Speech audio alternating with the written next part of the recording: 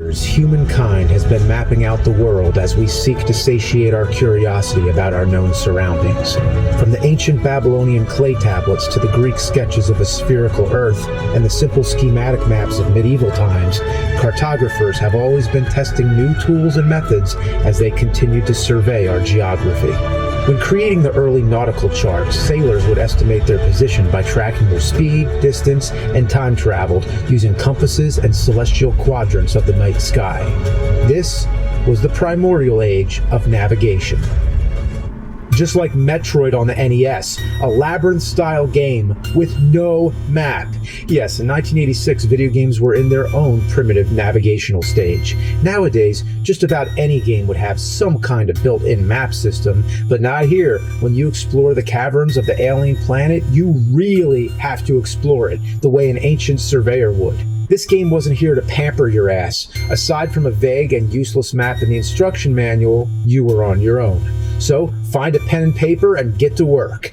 And sure, later they added the map in the Game Boy Advance remake, Metroid Zero Mission, but I'm talking the original version. It was all up to you as you take control of the character Metroid as he explores the planet. Nowadays it's common knowledge that it's Samus, one of the all-time great female protagonists in gaming, and one of the greatest protagonists of all. But when this game first came out, she was more of a mysterious character like Boba Fett. Her identity was kept hidden until the very end when she first unmasks. This was a pretty cool reveal for the time. Oddly, the manual refers to Samus as a he in both the Japanese and English versions. Whether the misgendering was by accident or an intentional ploy, we may never know. This game was a big deal to me at the time, and I even still have the footage to prove it.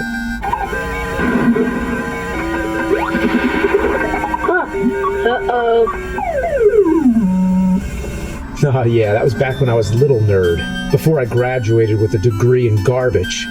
It was a less jaded era. You could play a game without much need for criticism. I mean, come on, it's Metroid.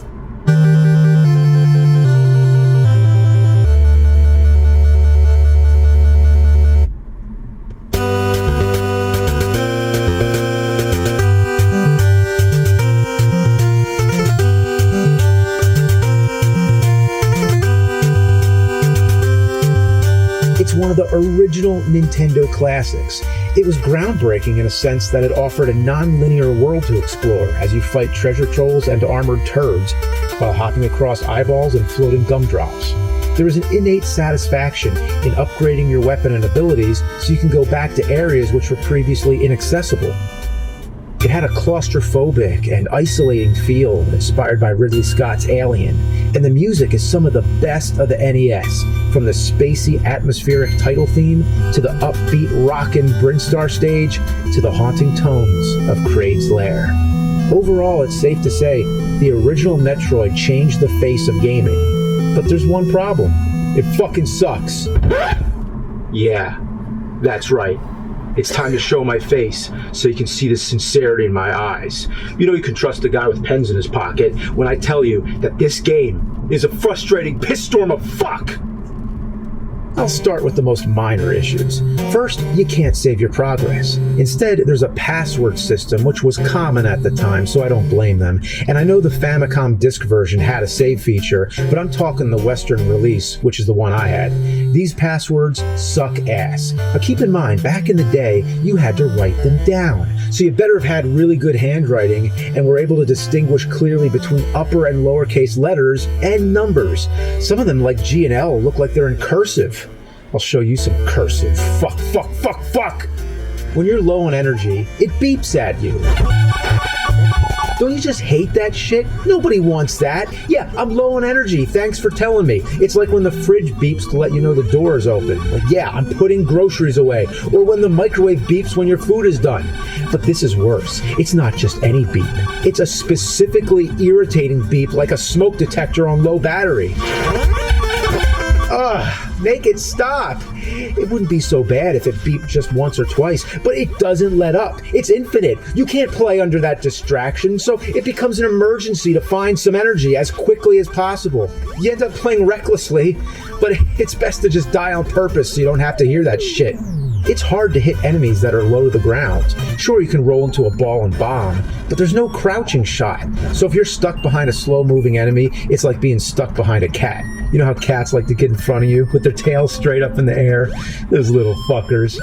When you go through doors, there's a good chance an enemy is waiting, and they're impossible to avoid. I mean, look at that. That is fucking broken right there. Sometimes they can even hit you on the other side. You gotta be kidding me.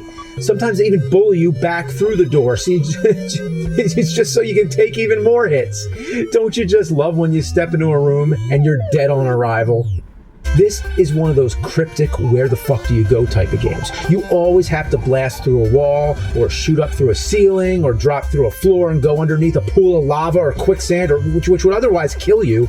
I wouldn't mind it if these were secret areas to find some extra power-ups, a bonus. But these are required paths. Your only way to progress is to take one shitty guess after another. It doesn't even feel like you're supposed to access these areas. Seeing the underside of the fire-breathing seahorse is just plain weird. Like I'm not even supposed to be here. Oh, and for the record, if you say that's what Nintendo Power was for, well, there was no Nintendo Power. The power wasn't turned on yet. The item upgrades are cool, the morph ball, the high jump boots, the screw attack, but the weapons are another story. You go from the regular beam, to the long beam, to the ice beam, which has its advantages. You can freeze enemies and use them as platforms, but when you're trying to kill shit with it, it's slow as ass. Then you get the wave beam, which is the strongest, however it's unreliable at breaking blocks. Come on! Soon enough, you have to get the ice beam again, because the only way to destroy the Metroids in the final area is by freezing them, then using missiles. It sucks how you have to get rid of your wave beam. Instead of overwriting the previous weapon, you should have been able to switch weapons on the fly. I mean, sure, the select button is already being used to switch from your beam to missiles, but a simple menu of some kind would have done the trick. Now, let's talk about this game's most fatal flaw. Every time you die or load your game with a password, you respawn with only 30 health or energy. If you want to know how little that is, allow me to explain. When you start out, the maximum is 99, but along the way you find energy tanks which increase your capacity by 100 each. You can carry up to 6 energy tanks in total, which technically brings your maximum health to 699. So by the time you get that far, you do not want to die. Respawning with only 30 is a fucking insult. You can gradually get your energy back by collecting these little orbs which replenish 5 energy points each. But farming for these things is an excruciatingly slow process due to how unpredictable they show up and the damage you take along the way, which neutralizes it all. You would think there would be a simple energy charge station or some area to refill your health. Like the Heart Fairy in Nintendo's very own Zelda, which was released prior to Metroid that same year, and even had a map and a save system, by the way. In Metroid, it's like, fuck you, you're shit out of luck. There are no energy recharges anywhere. However, anytime you collect an energy tank, it will fill your energy to max, but that's only a one-time deal. So once you've already collected those tanks, your only option is to keep grinding for those fucking orbs. You want to know how long this takes? Take into consideration, anytime you get hit, you lose more energy than a single orb. So you can't just mindlessly sit there and tap the button. No, you gotta pay attention that you're not taking damage. Even when you get into a solid rhythm, the enemies only give energy at complete random. And every now and then, they stop giving energy entirely. How am I supposed to farm when the harvest has gone to shit? I tried the bomb method, the screw attack. I've tried running out the door and back again, hoping it would reset. But they only give you orbs when they feel like it. When all's said and done, the time it takes to refill all 6 energy tanks is 30 minutes. 30 fucking minutes. And I'm not even talking about refilling missiles. This is what you call broken. It is a broken-ass, ball-busting bitch fucker of a game. Oh, good. Energy tank. I need that. What the fuck? Oh, that's a cheap shot. All right, got the missile. Oh my god, I can't believe they did that to me again, you fucking pieces of shit. All right. Okay, do not. Oh, I'm not even gonna try to get out of there. What am I gonna do? What am I gonna do? Okay. Oh, no. Out of there. Get out of there. Oh, god. I can't jump up. No, I gotta make it. Just freeze one of the dudes and jump on him. Come on, like, no, you gotta be kidding me. Now you see what I'm talking about. And I haven't even talked about the bosses yet. Thankfully, there's only 2 of these fuck nuggets, unless you count Mother Brain. The first is Kraid, who's short and unassuming, but it's like messing with a porcupine. You just don't want to go near. They went overboard with these projectiles. There's hardly a damn thing you can do about it. But the secret here is that when your energy gets low, there's a hidden energy tank in the wall. This is a godsend.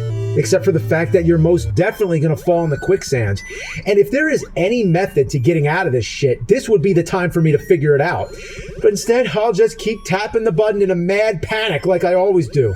Oh, come on. If I lose all my energy again after getting the tank, this is straight up embarrassing. Oh, thank God I'm back out. Okay, so I beat Kraid. And next up is Ridley. Come on. Oh, no. No, get up there. Try the other side. Here we go. Get up there. I found a safe spot. Oh yeah. This is the spot right here. Here we go. Come on. Yeah. All right, I beat Ridley. I'm almost dead. All right, I know there's an energy tank in the next room. Oh, fuck! That's a fucking cheap shot. 2. I have 2 left. All I gotta do is screw attack over there. Screw attack. No! Why did it work? It didn't work. Oh!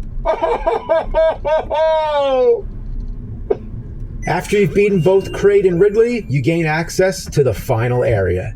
Here you face the Metroids, and as I already mentioned, you have to freeze them and then blast them with missiles. Switching back and forth only takes a split second, but it's a split second you can't afford. You could be busy hitting one Metroid with the missiles when another one approaches you. By the time you switch to the freeze beam, it's already latched onto you like a face hugger. In order to get these sons of bitches off you, you just gotta bomb and roll around, I guess.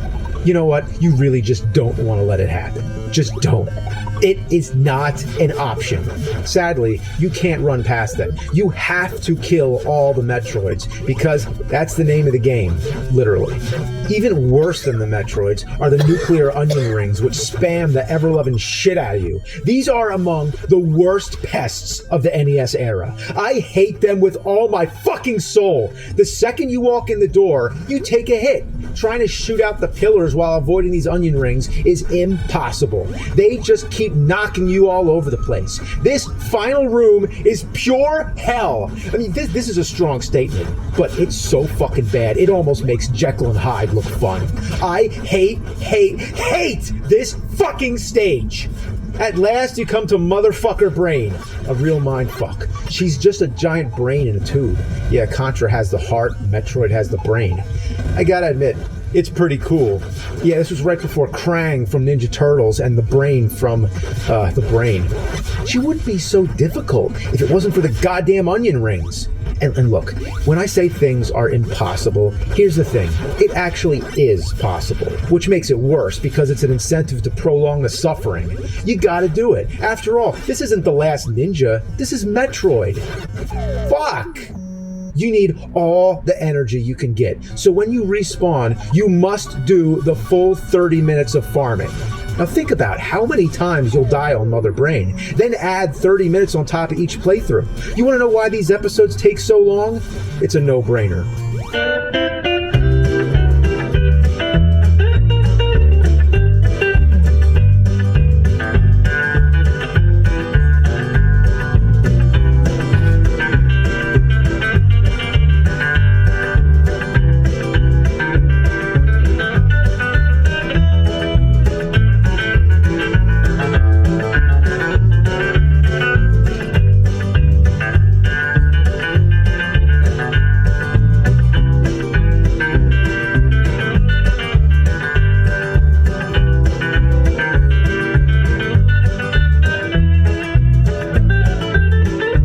My advice is do not die on Mother Brain. The punishment is so severe it should have been illegal. You get to the point where you ask yourself, how far are you willing to go? Do you really need this in your life? Well, I don't care. I'm gonna beat it. Here we go. This is gonna be it. fucking onion rings. Here we go. Come on. Yeah, no. Okay. Freeze them. Stay frozen. Stay in my fucking way. See? Just need one more. Oh, come on. One more shot. I just need one more fucking shot. Here we go. I did it. Oh, get out of the lava. I did it. Wait. It's not over.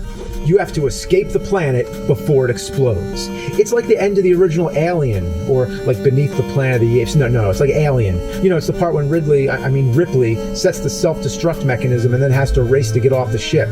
Classic stuff. Woo, I made it.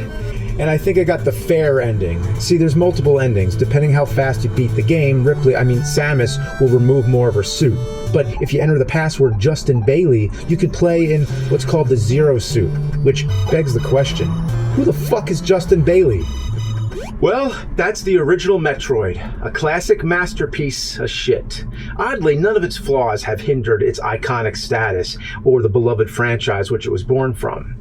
Well, next came Metroid 2, The Return of Samus on Game Boy. Now, in the old days, I would have broken this episode up into a big, multi-part thing, like Jaguar, Batman, Castlevania, all that.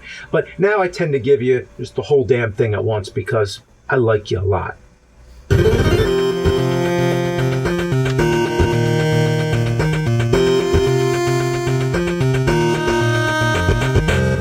Expect a portable version of Metroid to be a compromise, and while it obviously looks more primitive with its piss and puke color scheme, you'd be surprised to know it makes several improvements upon the original.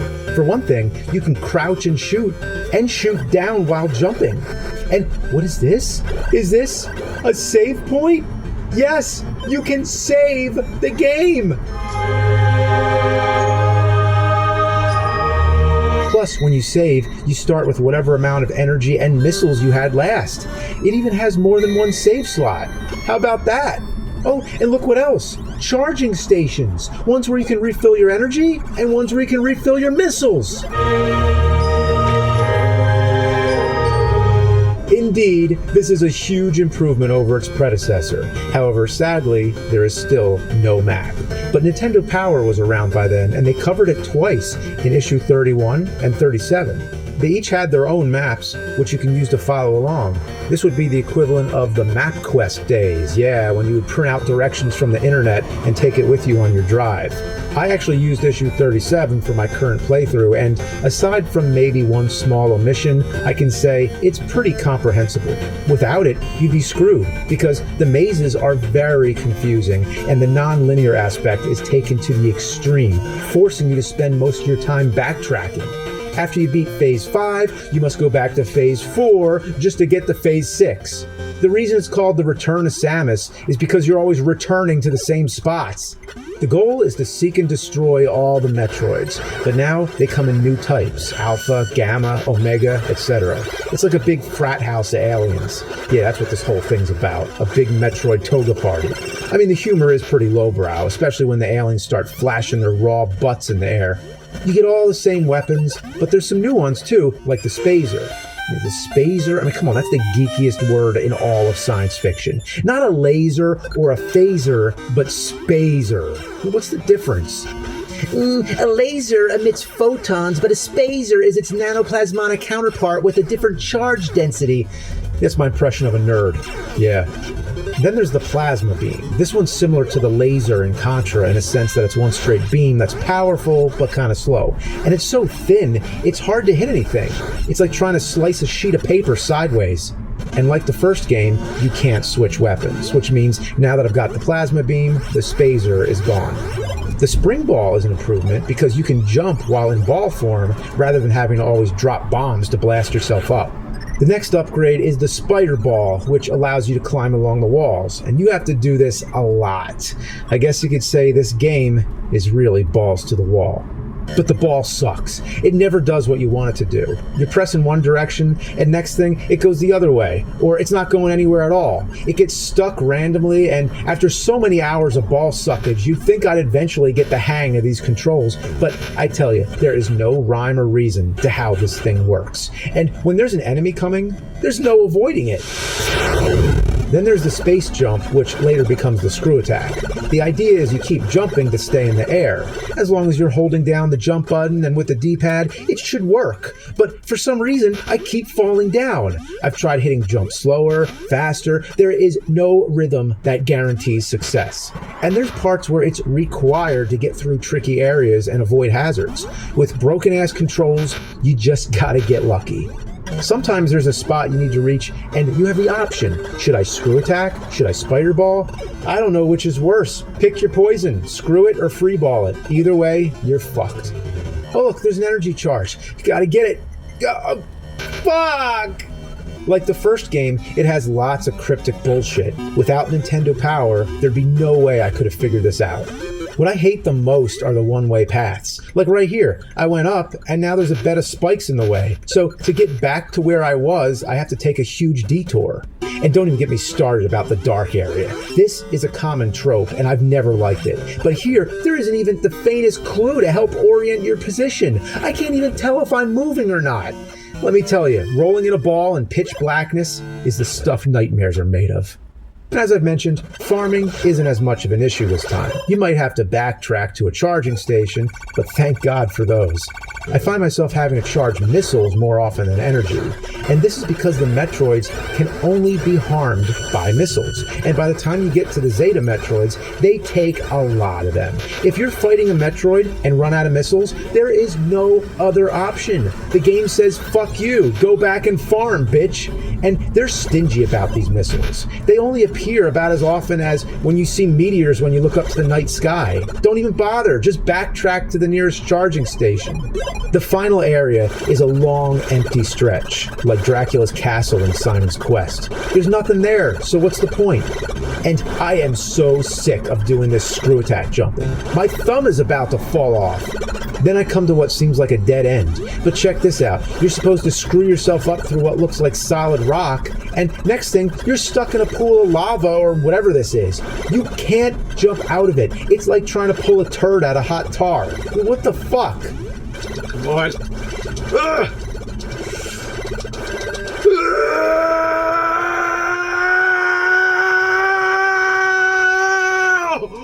Oh, finally. Oh, almost broke my thumb. Should have broke your thumbs. Then you gotta get the ice beam again so you can fight the regular Metroids. Yep, nothing's changed. So be prepared to use all your missiles. By the time you make it to the Queen, you've got nothing left, so you gotta backtrack to the charging station. So then you fight the Queen and, let's get real now, you're gonna die the first time, right? And it's a long hike to get back to the Queen from the save point. You wanna know something else? You can't pause on the Queen for whatever reason. Now listen, you're gonna run out of missiles unless maybe you found every single missile upgrade in the whole game. So here's the real secret. You let her swallow you, then you roll into the stomach and use bombs. They take more damage than missiles and they're unlimited. So after several tries, I beat the Queen, and then in a key moment, a baby Metroid hatches and follows Samus like a child to a mother. And rather than destroying it, she takes it with her as she escapes the doomed planet. It's an interesting turn of events and is important to the future of the franchise. Like the first game, it has multiple endings. I got the basic one, but the idea is the same. The faster you beat it, the more naked she gets, and then the faster you beat it. Just kidding. I'd say Metroid 2 is vastly superior to the original, though it still has its flaws. But the third time was the charm. As the flagship title on the next-gen console, the Super Nintendo, the series was building to its true potential. Not just shooting for the stars, but blasting into intergalactic greatness. This is more than just a game. It's a goddamn lightning storm in a cartridge. There's games that are great, games that are amazing, games that are masterpieces, and then there's Super fucking Metroid. New text message from Adolfo Kova.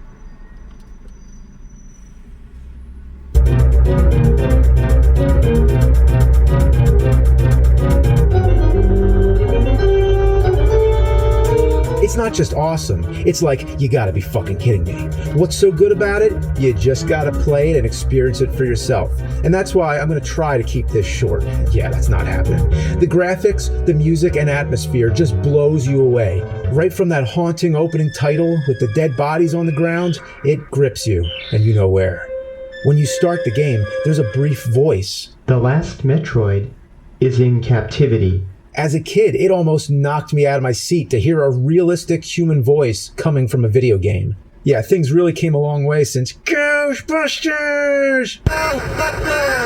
But aside from the opening cutscene, the story is told without words, as Ridley steals the baby Metroid from the lab.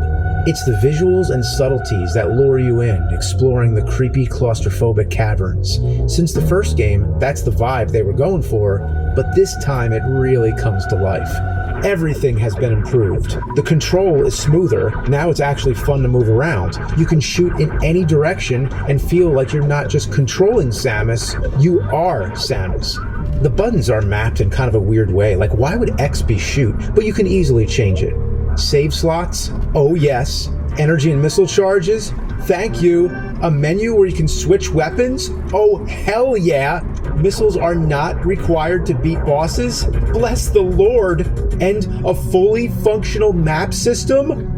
Fuck me sideways and call me Susie. It shows you where you are and where you've been as you uncover more territory. No longer do you have to print out directions or chart your course with a pen and paper. We had now entered the GPS era of gaming. This map system was so good that the designers of Castlevania took one look and said, yeah, we're going to copy that from now on. It may just be my obsessive-compulsive nature, but there's something satisfying about trying to uncover every space on the map, even parts that are unnecessary. The weapons and upgrades are all the familiar usual suspects, but with new ones to sweeten the deal, like the power bomb. Text message from Adolfo Kova.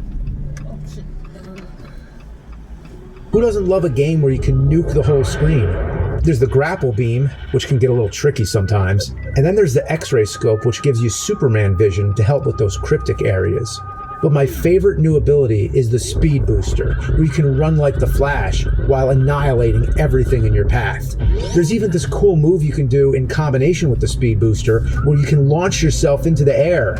Eventually they gave this a name, Shine Spark. I've mentioned the music, but I really gotta bring it home. This soundtrack breathes and pulses like a movie score.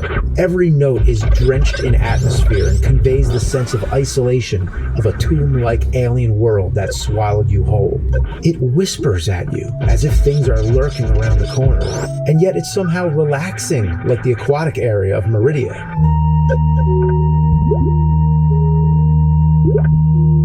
And then, when you get to the deeper, fiery region of Norfair, it's like hearing the choir of hell.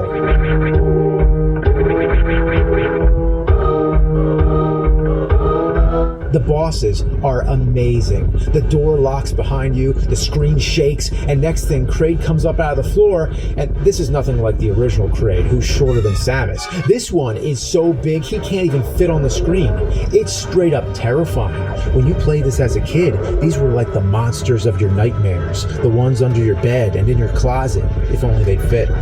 Crocomire is my favorite. You blast this guy into the lava, and his face melts. It's one of the most gruesome death animations of any boss at the time. Oh, and wait. Just you wait. It's not over. Oh! His skeletal remains lunge at you and collapse. It fools you into thinking that you have to fight him again, and you just gotta admire that. The final boss with Mother Brain is the stuff of legend. I mean, this is one of the most cinematic final scenes of the time. With only 16 bits, it takes you on an emotional roller coaster ride. I almost don't even want to spoil it, but it's probably been spoiled enough already. The glass shatters, you blast her away, and just like in the first game, Mother Brain is defeated. Or is she? As the screen shakes and everything blows away, leaving the two of you alone, the unthinkable happens. She rises with a full body. Oh, holy shit! Think about how shocking this was. The first game established that Mother Brain is just a brain. But what's going on here? Maybe it's Daddy Brain. This was a totally unexpected final battle, and after a while, she blasts you to the wall with her deadly beam. It's unavoidable, spectacular, and devastating. You can no longer control Samus as she heaves on the floor. Mother Brain charges another blast to finish you off. This is it. It's all over. Yeah! The baby Metroid, your friend, now grown up, comes in to save you, clinging and sucking the life from Mother Brain, turning her into a dried up corpse. Then the Metroid latches onto you and instead of draining your health, charges you back to full recovery. A true friend indeed. But wait, is that breath coming from Mother Brain? Hurry, Metroid, hurry! Oh, the way Mother Brain drools and stomps towards you sends chills down my spine. She blasts the Metroid over and over, and with the final blow, the room goes black as the Metroid destructs. What was once our enemy, now a friend, dying in a noble act of sacrifice. And as that sinks in, you hear that music, you see your body glowing, and you know it's time to kick fucking ass. Yeah! Yeah! You can feel Samus boiling with rage and sorrow as she unleashes this newfound power she got from this Metroid. Yeah, with this whole battle, you get your money's worth. And when it's over, Mother Brain's body explodes into smithereens. The brain falls to the floor. You're left to stare at it for one last eerie moment as her mouth gapes open and she disintegrates. It's over, but you know it isn't. The planet is going to blow up again. The classic countdown echoes in your ears as you race the timer to get to your ship. You make it there, but uh-oh, it's too late. The planet cracks as its lava interior glows, and then, boom. The planet explodes as everything flashes into white light. The very room you're sitting in lights up as you stare, motionless, speechless, heart pounding. And then, woohoo! You made it! As that ship comes roaring through space toward the screen, ultimately to freeze frame, you know that you've just completed one of the greatest games ever.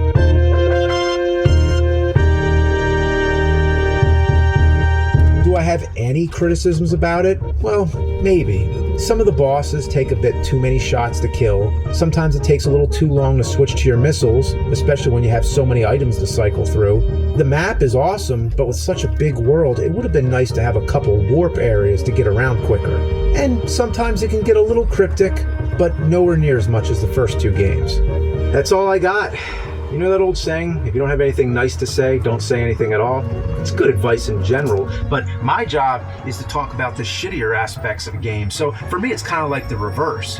When it comes down to it, I really don't have anything bad to say about Super Metroid. It's as perfect of a game as possible. They learned from their mistakes and they utilized the new technology to the fullest. It was called Super Nintendo, and they made sure to show you what was so super about it. And while Metroid is now a franchise, having spanned over many consoles and generations, for me, it always comes back to that innocent time when they were still figuring it out. It was a vast, uncharted world that Nintendo was mapping through, like the early explorers.